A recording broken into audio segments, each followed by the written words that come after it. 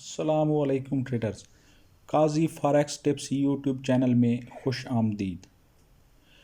आज का हमारा topic head and shoulder pattern पे है। आज हम इस पर कंप्लीट बात करेंगे, इसकी एक एक चीज़ को समझने की कोशिश करेंगे और इंशाल्लाह जैसे ही हमारे 5 लेक्चर्स कंप्लीट होंगे, ये अभी चौथा चल रहा है, चौथा लेक्चर है। जैसे ही 5 कंप्लीट होंगे तो फिर आपकी प्रैक्टिस असाइनमेंट्स होंगी, तो फिर वो इंशाल्लाह शेड्यूल करके फिर वो अपनी असाइनमेंट्स हम स्टार्ट करेंगे। तो उसमें आप सब ने शामिल होना है, जितने भी ग्रुप मेंबर्स हैं आप सब ने शामिल होना है, मिस नहीं करना, क्योंकि प्रैक्टिस ही आपको कामयाब कर सकती है।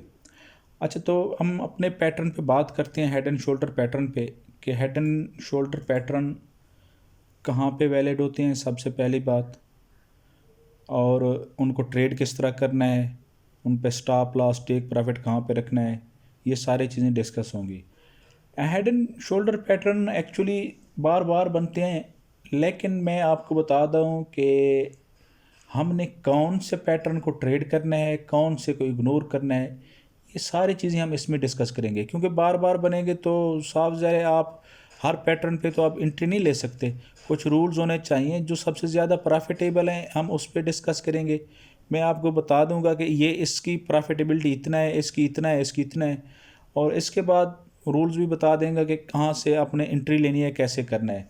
तो बेसिकली आज के लेक्चर में हमने 5 चीज़ों को डिस्कस करना है। सबसे पहले हेड एंड शोल्डर पैटर्न के लिए कौन सी चीज़ें ज़रूरी होती हैं, उसके बाद हेड एंड शोल्डर पैटर्न क्यों बनते हैं, उसके बाद हेड एंड शोल्डर पैटर्न का ब्रेकआउट कैसे होता है, उसका स्टॉप लॉस कहाँ पे रखा जाता है, और उसका टेक प्रॉफिट कहाँ पे रखा जाता है, या कितने लेवल्स होने चाहिए, कहाँ कहाँ से हमने प्रॉफिट निकालना है। तो इन चीज़ों पे हम बात करेंगे कंप्लीटली डिटेल के साथ, हम बात करेंगे पूरी डिटेल के साथ। आपने वीडियो को पूरा ज़रूर देखना है, क्योंकि इंतहाई अहम पॉइंट्स होते हैं। मैं आपको साथ साथ पॉइंट्स भी बताता रहूँगा कि कौन सी चीज़ों को आपने जहन में रखना है, कौन सी चीज़ों को आपने इग्नोर करना है। तो इंतहाई अहम लेक्चर है, क्योंकि मेरी आदत है कि मैं जो है ना टू दी पॉइंट सादा सी सिंपल सी बात करता हूँ। मेरा मकसद समझाना है, आपको समझ आ जाए, मेरे लिए यही बहुत है। तो देखिए, कोई भी पैटर्न हो, चाहे आप किसी भी पैटर्न पे काम कर रहे हैं, सबसे पहले तो आपको उसके रूल्स का पता होना चाहिए, उसकी फॉर्मेशन का पता होना चाहिए कि इसकी फॉर्मेशन के लिए क्या क्या चीज़ें ज़रूरी हैं, इसके बनने के लिए क्या क्या चीज़ों की हमें ज़रूरत पड़ेगी।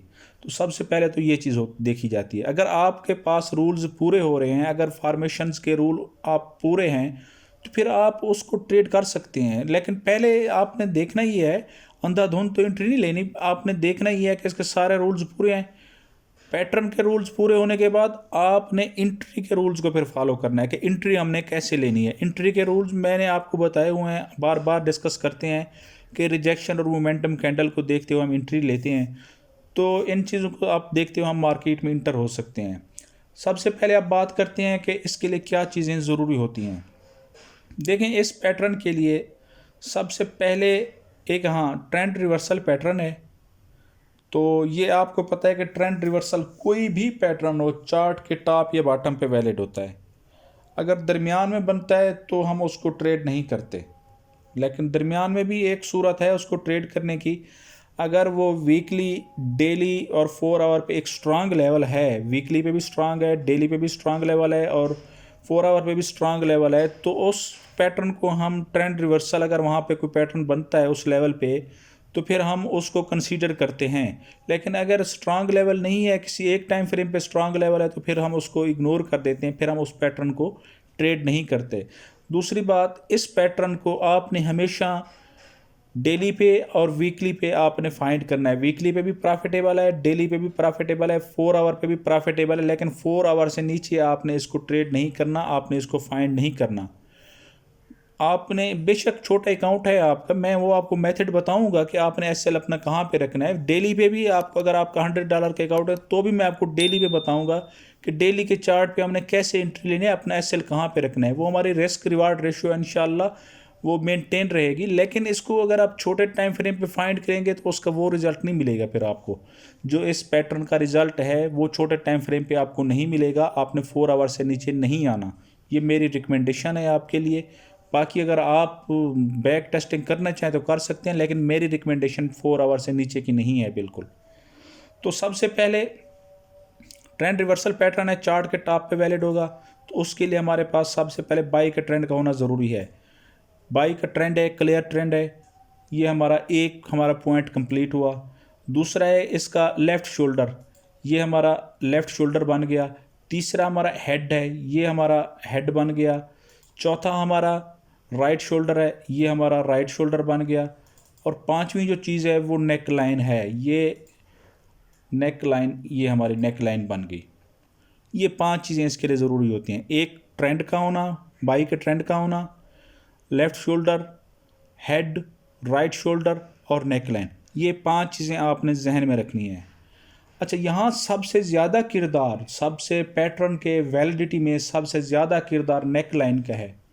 हमने इसको अपना इस पे फोकस करना है, नेक लाइन पे, क्योंकि अक्सर आपने देखा होगा कि पैटर्न तो बने होते हैं लेकिन एसएल हिट हो जाते हैं। इस पे भी होंगे एसएल हिट, ये ऐसी तो बात नहीं है कि कोई पैटर्न 100% हो, लेकिन रेशो इंतहाई कम होगी एसएल हिट होने की।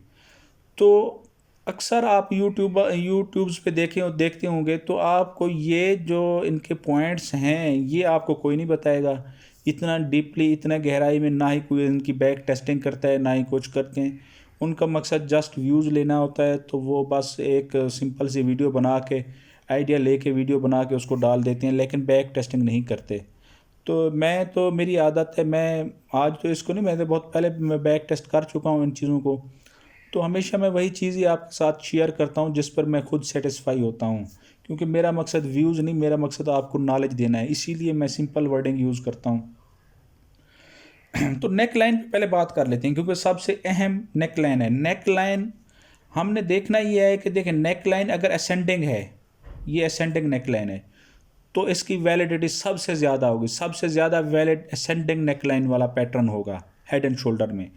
उसके बाद ये बिल्कुल सीधी एक लाइन है, जिस तरह लगाई हुई है ये एक बिल्कुल सीधी होगी। अगर नेक लाइन ऐसे बनेगी तो ये भी वैलिड है, इसकी भी वैलिडिटी अच्छी है, इसकी भी प्रॉफिट रेशियो अच्छी है, इसको भी हम ट्रेड करेंगे।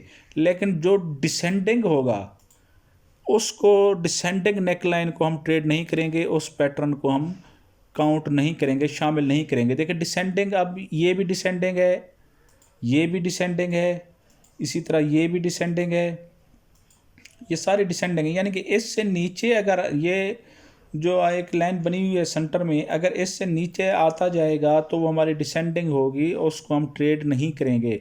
थोड़ा बहुत यहाँ तक तो अगर ऐसे है तो चल जाता है काम, अगर ऐसे भी है तो चल जाता है, लेकिन अगर ज़्यादा डिफरेंस है इतना, तो फिर हम इसको ट्रेड नहीं करेंगे ऐसे पैटर्न को।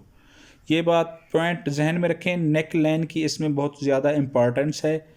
वो आगे मैं आपको प्रैक्टिकल में भी दिखाऊंगा, समझाऊंगा। तो यहाँ तक ये आपको मेरे ख्याल में क्लियर हो गया पॉइंट आपके जहन में कि कौन सी नेक लाइन पे हमने एंट्री लेनी है और कौन सी को इग्नोर करना है। तो इसको अब हम आते हैं ब्रेकआउट की तरफ। देखें, ब्रेकआउट हमेशा नेक लाइन जब हम लगाएंगे तो नेक लाइन के ब्रेकआउट पे ही हम इंटर होंगे। तो ये हमारी नेक लाइन लग गई, इसका यहाँ पे ब्रेकआउट हुआ। तो ब्रेकआउट पे अगर आपका अकाउंट अच्छा है, इक्विटी अच्छी है, आप एग्रेसिव ट्रेडर हैं, आप रिस्क टेकर हैं, रिस्क लेना चाहते हैं, तो आप ब्रेकआउट पे एंट्री ले सकते हैं। लेकिन मोमेंटम कैंडल को देखते हुए, ब्रेकआउट के रूल जो मैंने आपको बताए हैं पिछली वीडियोस में, कि एक मोमेंटम कैंडल से अगर ब्रेकआउट होता है तो फिर आप एंट्री ले सकते हैं। लेकिन अगर आप सेफ ट्रेडर हैं, इक्विटी छोटी है, रिस्क नहीं लेना चाहते, तो बेहतर होगा आप फिर वेट करें उसके रीटेस्ट का। जैसे रीटेस्ट हो, रीटेस्ट पे आपने फिर कैंडलस्टिक पैटर्न को देखते हुए यहाँ से हमने एंट्री पकड़नी है। तो ये इसके ब्रेकआउट की एंट्री यानी कि हमने कहाँ पे लेनी है, ये इसका एक ये मेथड मैंने आपको बता दिया। अब है कि इस पे जो है ना हमारा एसएल कहाँ पे होगा। देखें, जो यूनिवर्सल रूल्स हैं उसके मुताबिक एसएल हमारा हमेशा राइट शोल्डर के ऊपर होता है, यहाँ पे हमारा एसएल होता है।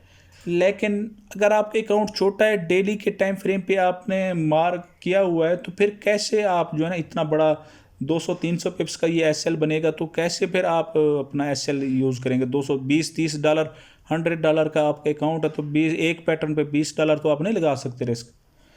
तो उसके लिए जो है ना, मैं आपको मेथड बताता हूँ कि उसके लिए क्या करना है। उसके लिए हमने छोटे टाइम फ्रेम यूज़ करने हैं। देखें, डेली के टाइम फ्रेम पे हमने फाइंड किया है तो हम उसको 1 आवर पे आ जाएंगे। 1 आवर पे हम आके लेवल देखेंगे। अगर नज़दीकी कोई लेवल बनता है, अगर यहाँ पे कोई लेवल बन रहा है एक, तो हम जो अपना एस एल है, हम अपना एस एल यहाँ पर शिफ्ट करेंगे इसके ऊपर, इस लेवल के थोड़ा सा ऊपर। हम फिर राइट शोल्डर की तरफ नहीं जाएंगे, हमारा एस एल फिर इससे ऊपर होगा। अगर ये भी ज़्यादा दूर है तो फिर हम देखेंगे कि ये जो हमने नेक लाइन बनाई है, नेक लाइन पे हम लाइन की बजाय हम लेवल यूज़ करेंगे। अगर हम फिर इस लेवल के ऊपर अपनी जो है ना एस एल रखेंगे, इस लेवल के ऊपर, यहाँ पर ये जो लेवल बना हुआ है इस लेवल के ऊपर हम, ये मुख्तलिफ डिफरेंट मेथड हैं। एक तो आप राइट शोल्डर पे रख सकते हैं, दूसरा अगर उसके नज़दीक और स्विंग्स बने हुए हैं तो उस पर भी रख सकते हैं।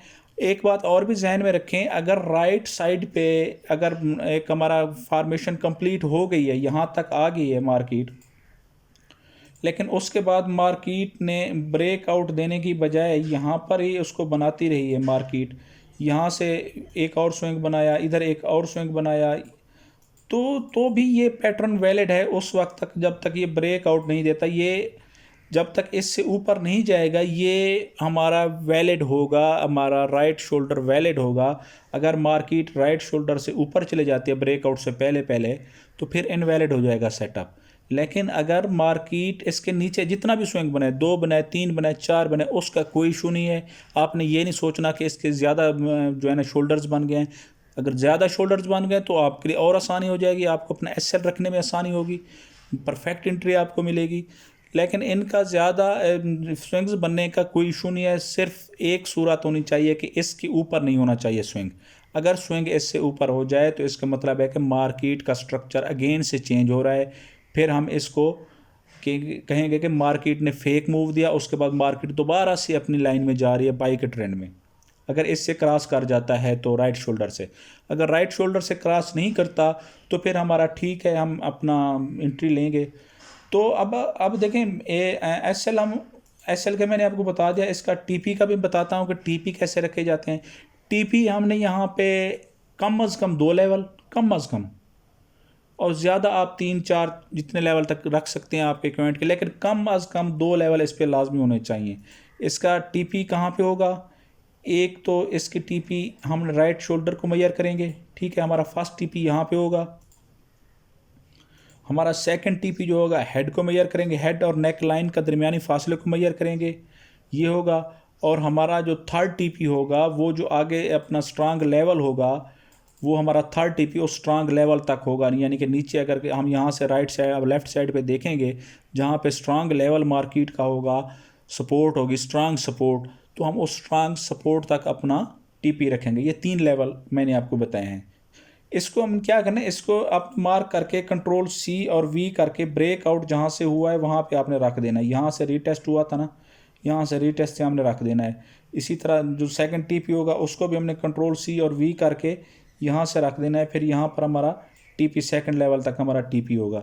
ये हमारे टीपी के अपने लेवल्स होंगे। एसएल का भी मैंने आपको बता दिया। अब मैं आपको प्रैक्टिकली चार्ट पे करके दिखाता हूँ कि चार्ट पे हमने, क्योंकि चार्ट पे तो ऐसे क्लियर हमको स्विंग्स नहीं मिलेंगे, उस पर तो फिर थोड़ी डिफ़िकल्टीज आती हैं फाइंड करने में, साफ ज़ाहिर है उस पर थोड़ा टाइम लगता है। अगर प्रैक्टिस करेंगे तो आपको आसानी होगी। तो मैं आपको चार्ट पे करके दिखाता हूँ कि चार्ट पे हमने इसको कैसे फाइंड करना है और कैसे हमने SLTP वगैरह रखने हैं। देखें, ये यूरो AUD का चार्ट है। रिसेंटली इस पर हेड एंड शोल्डर पैटर्न बना है, ये आपको क्लियर नज़र आ रहा होगा। ये इंतहाई बिल्कुल क्लियर बना है। देखें, ये एक बाई का ट्रेंड है, एक कंडीशन मेट होगी हमारी, ठीक है। ये हमारा लेफ़्ट शोल्डर बन गया, ये हमारा हेड बन गया, और ये हमारा राइट शोल्डर बन गया। यहाँ पर हमारी फॉर्मेशन कंप्लीट हो गई। इसकी नेक लाइन लगाने के बाद, नेक लाइन यहाँ हमने नेक लाइन लगा दी। ये हमारा हेड एंड शोल्डर पैटर्न एक फाइनल हो गया, ठीक है। अब हम इस पर एंट्री लेते हैं कि हमने एंट्री कैसे लेनी है। अब हम इस चीज़ को समझने की कोशिश करते हैं। तो देखें, ये मैंने आपको कहा है कि लेवल हमने बना देने हैं। ये लेवल आप बना दें, इसके नेक लाइन लगाने की बजाय ये हम लेवल बना देते हैं इसको, ताकि ज़्यादा से ज़्यादा हमें टचेस मिल सकें। हाँ ठीक है, ये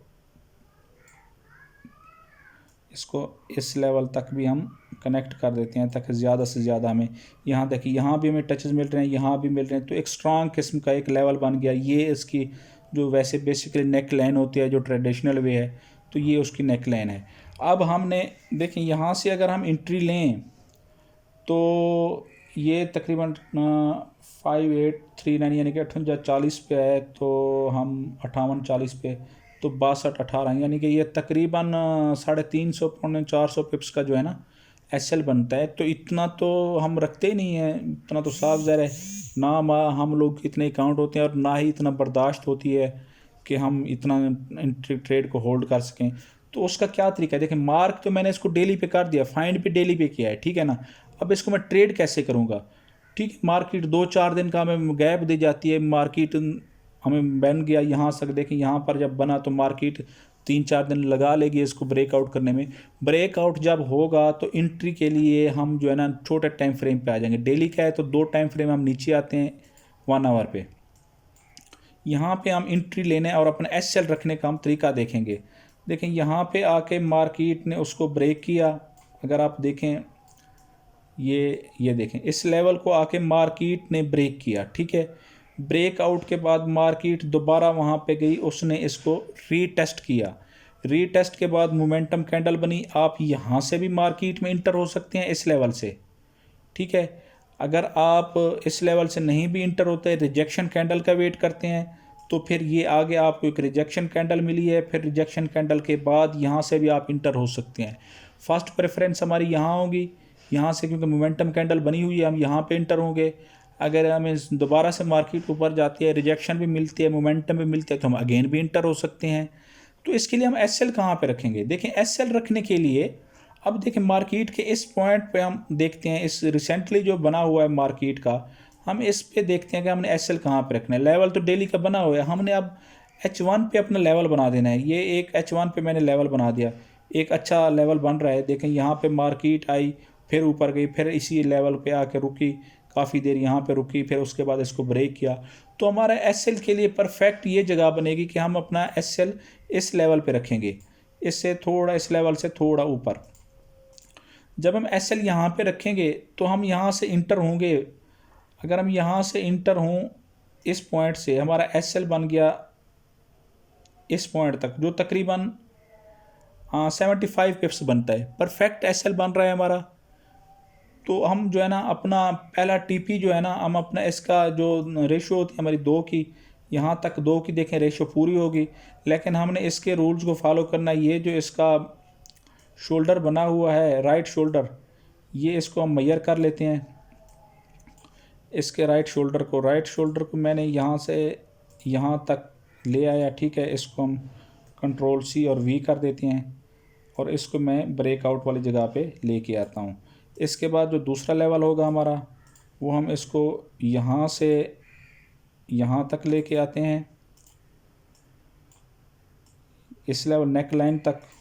तो इसको हम कंट्रोल C और V करके इसको भी ब्रेकआउट वाली जगह पे रख देंगे। अब हम इसको देखते हैं कि ये हमारा टीपी हिट हुआ है या नहीं हिट हुआ। ये यहाँ से देखें, यहाँ से इंटर हुए हम, यहाँ पर हमारा अगर अपना एंट्री बनती थी तो इजीली हमारा ये जो सेकंड टीपी है वो भी हिट हुआ, जो तकरीबन अगर हम यहाँ तक लेके आए इस लेवल तक, जो तकरीबन 445 पिप्स बनता है। जो हमारा फर्स्ट टीपी होगा वो देखें 255 पिप्स बन रहा है, जो हमारा सेकंड टीपी होगा वो 440 के करीब, 445 450 के करीब हमें जो है ना प्रॉफिट दे के जाएगा। और रिस्क रिवार्ड रेशो अगर हम इसकी देखें तो 6 की रेशो मिल रही है, जो हमने अपना एसएल रखा था यहाँ पे लेवल बना के, क्योंकि हमारा इतना अकाउंट अफोर्ड नहीं कर सकता कि हम 300 पिप्स का एसएल रखें। तो छोटे लेवल, अगर आपका थोड़ा अकाउंट बड़ा है तो आप इस लेवल पर भी आ सकते हैं, इस लेवल तक। अगर आपका अकाउंट थोड़ा नॉर्मल है तो आप इस जो बनाई हुई है अपना हमने लेवल बनाया हुआ है डेली के टाइम फ्रेम पे, उससे ऊपर भी आ सकते हैं। ये तीन ऑप्शन हैं आपके पास। इसमें हमने यहाँ पे हमें एक अच्छा लेवल मिल रहा था तो हमने इसलिए यहाँ पे अपना SL रख दिया कि ठीक है अच्छा लेवल है। अगर SL हिट होता है तो 70 पिप्स कोई इतना इशू नहीं है 70 पिप्स के SL हिट होने का। लेकिन अगर यानी कि 6 के मुकाबले में जिस तरह इसकी रेशियो बनी हुई है, अगर 6 हमारे बनते हैं पैटर्न, उनमें से अगर हमारा एक भी TP हिट होता है और 5 SL हिट होते हैं तो भी हम इक्वल रहेंगे, ना प्रॉफिट में होंगे ना लॉस में होंगे। तो साहब इतना तो नहीं होता कि ये पैटर्न यूनिवर्सल पैटर्न है तो इनका इतना नहीं होता, कोई दस्ती बनाया हुआ है तो पैटर्न नहीं है, इनके इतना रेशो नहीं होती कि अपना अगर सही मेथड आता हो आपको तो इनके SL हिट होने की इतना रेशो नहीं होती। तो ये तो था हमारा इसका। एक मैं और आपको एग्जांपल दे देता हूँ डेली के टाइम फ्रेम पे, ताकि आपको थोड़ा सा जो है ना वो क्लियर हो जाए मज़ीद क्लियरिटी के लिए। हाँ देखें यहाँ पे अगर हम देखें तो यहाँ पे हमें एक अच्छा पैटर्न नज़र आ रहा है। मैं आपको थोड़ा जूम इन करके दिखाता हूँ। अभी देखें, आप देखें ये क्लियर पीछे से ट्रेंड देखें, हम पीछे से क्लियर बाई का ट्रेंड है, ठीक है। एक पॉइंट हमारा कंप्लीट हो गया, उसके बाद हमारा लेफ़्ट शोल्डर है, ये लेफ़्ट शोल्डर कंप्लीट हुआ, ये हेड है, हेड कंप्लीट हुआ, और ये राइट शोल्डर है, उसके बाद इसका ब्रेकआउट हुआ, ठीक है। और इसकी नेक लाइन देखें, नेक लाइन बिल्कुल अपना अगर हम इनको कनेक्ट करें तो नेक लाइन हमारी असेंडिंग नेक लाइन बन रही है। अगर हम इसको नीचे भी लेके आएँ तो भी ये एक अच्छी ट्रेंड लाइन हमारी बन रही है। इसके ब्रेकआउट पे भी हम इंटर होंगे तो अच्छा प्रॉफिट होगा। देखें अब यहाँ पे इंटर हमने कहाँ पे होना है, ये हमने ट्रेंड लाइन अपना नेक लाइन लगा दी यहाँ पे, ठीक है। इसको मार्केट ने ब्रेक किया, फिर यहाँ पे देखें, यहाँ पर आकर मार्केट ने ब्रेकआउट के बाद इसको रीटेस्ट किया। यहाँ पे आपको एक अच्छी कैंडल मिलेगी अपना 1 आवर वाले टाइम फ्रेम पे सेल की, तो यहाँ से हम इंटर हो सकते हैं मार्केट में। जो हमारी प्रॉफिट रेशियो मैंने बताई हैं वो देखें, अगर हम यहाँ से इसको यहाँ से मेजर करते हैं और इसको मैं यहाँ पे रख देता हूँ जहाँ से ब्रेकआउट हुआ था, ठीक है, ये हिट हुआ। इसके बाद इसको हम यहाँ से लेके आते हैं, यहाँ तक इसका जो डिफरेंस था तो इसको भी हम चेक कर देते हैं। ये यहाँ पे हमने रख दिया तो ये भी हिट हुआ। और तीसरा जो हमारा TP होता है वो स्ट्रांग लेवल पे, ये देखें ये एक अच्छा लेवल बन रहा है। तो तीसरा हमारा नेक्स्ट जो अच्छा लेवल है, तीसरा TP हमारा वहाँ तक होगा। अगर हम यहाँ से काउंट करें तो एंट्री तो हमारी SL यहाँ पे अगर रखें हम, ये तो ज़्यादा बन रखा है, नीचे ये लेवल बनेगा तकरीबन 80 से 90 पिप्स का हमारा SL बनेगा। यहाँ पर 100 पिप्स भी रख दें तो हमारा जो TP होगा वो सबसे पहला जो TP होगा हेड वाला TP हमारा वो तकरीबन बन रहा है हमारा 307 पिप्स, 300 पिप्स। अगर हम अगले लेवल तक जाते हैं तो स्ट्रांग लेवल तक तो 547 पिप्स बनता है हमारा TP। ये स्ट्रांग लेवल है ना, ये जो मैंने मार्क किया हुआ, ये देखें यहाँ से पीछे मार्केट यहाँ से देखें, इस लेवल को देखें कितना रिस्पेक्ट दिया मार्केट ने, डेली का टाइम फ्रेम है, तो ये भी हमारा हिट हुआ। तो ये तो थी इसकी यानी कि पूरी डिटेल जो मैंने आपको बताई हैं, और इसके ट्रेड करने का तरीका भी बताया है। हमेशा देखें मार्केट दो साइड्स पे मूव करती है, या अप या डाउन। हम जहाँ पे मार खा जाते हैं वो सबसे हमारी बेसिक वजह यही है कि हम उसका SL ठीक जगह पे नहीं रखते। SL गलत रखने की वजह से हम मार खा जाते हैं। इसीलिए आज के लेक्चर में मैंने SL पे बार बार जोर दिया आपको कि SL कहाँ पे रखना है, उसके डिफरेंट मेथड्स बताए हैं। उसके बाद जो मेन चीज़ है वो प्रैक्टिस है। अगर आप इस पैटर्न की प्रैक्टिस नहीं करेंगे तो आपको अंदाज़ा ही नहीं होगा।